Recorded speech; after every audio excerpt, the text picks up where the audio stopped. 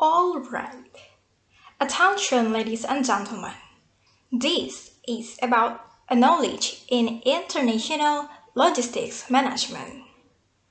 In this video, we are going to focus on the topic global trade.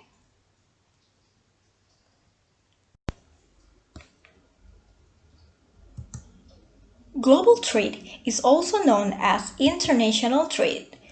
But what is that? We can simply say it is related with import and export of goods and services across international boundaries. Goods and services that enter into a country from another country in which for sales are called as imports. Meanwhile, goods and services that leave a country to another country in which also for sales are called as exports. For example, Malaysia buy Huawei from China. That is import. Meanwhile, for export, Malaysia sells durians to Laos. Before we go any further, do you have any idea on what is supply chain management? Okay, let me enlighten you first. Supply chain management is a global network used to deliver products and services from raw materials to end customers as shown by the animation below. It started from raw materials to manufacturer for a processing of raw materials to distributor for distribute the production to a warehouse for storing products to retailer and lastly to the end user. Supply chain management is always interrelated with logistics process that is actually exists in our daily life. The movement of supply chain management will not be smooth without logistics. Logistics is the management of the flow of goods, information, and other resources between the point of origin and the point of consumption in order to meet the requirement of consumers. The logistics industry is one of many moving parts including transportation, inventory, warehousing, sorting, picking, and last mile delivery. So, how do we trade in global? Let's take a look on transportation and documentation. But before that, your choice of transport is heavily dependent on your type of goods and the business requirements needed for the venture.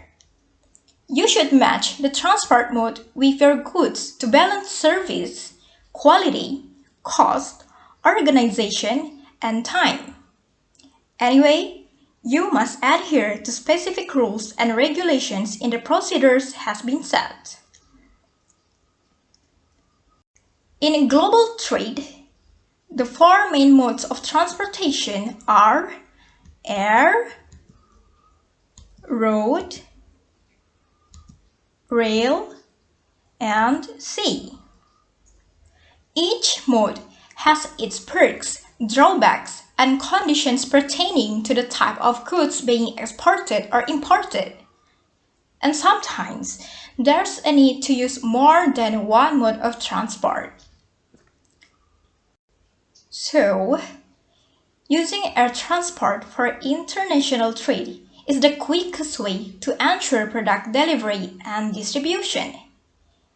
It is also the safest methods of transport, in which means you could export or import a variety of goods through this mode.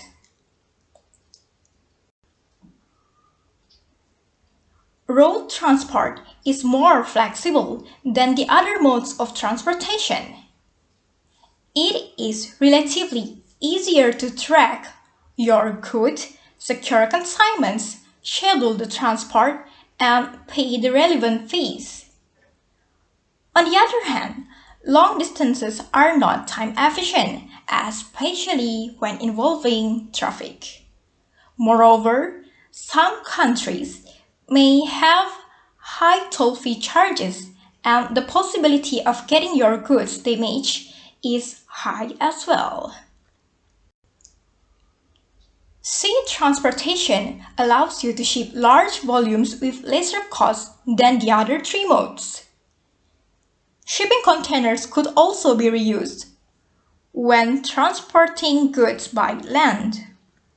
However, international transportation could be delayed due to the slow pace, weather shifts, and inflexible routes and schedule.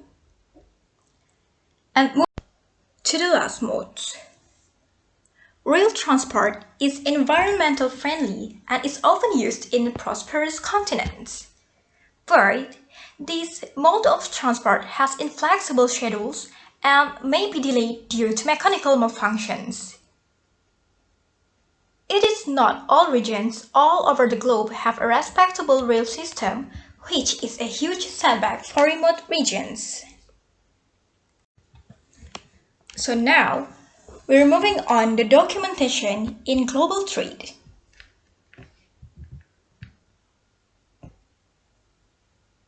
It represents the contract of carriage, containing the conditions that pertain to the shipping transaction. It should be noted that it will contain all of the terms and conditions under which the transport operation will take place. Next, it is proof that the merchandise has been delivered for transport. The seller can demonstrate this to the customer, which is the only way the buyer could get their hands on this document. And other than that, it shows that the goods were delivered in good conditions.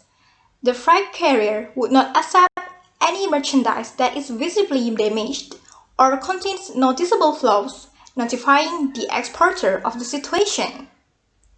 In the event that the freight carrier notices damage or flaws, the transport document becomes known as a dirty transport document with the perceived damage noted at the time of delivery. Also, it shows the ownership of the goods, determining who is authorized to present themselves at customs to receive the merchandise. In the case of maritime transport, the transport document is called a bill of lading, known by its initials BL. This document represents other values for the recipient named as it allows the transmission of ownership of the goods.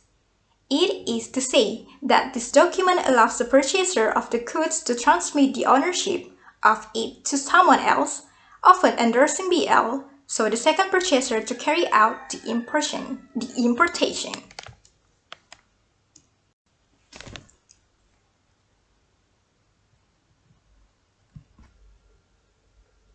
This might be useful in the international trade. The first documentation in export-import business is pro forma invoice. This document will state the value per unit for the goods and total value of the goods exported. Also, the exporter and importer details are stated. There is no formal format for the pro forma invoice.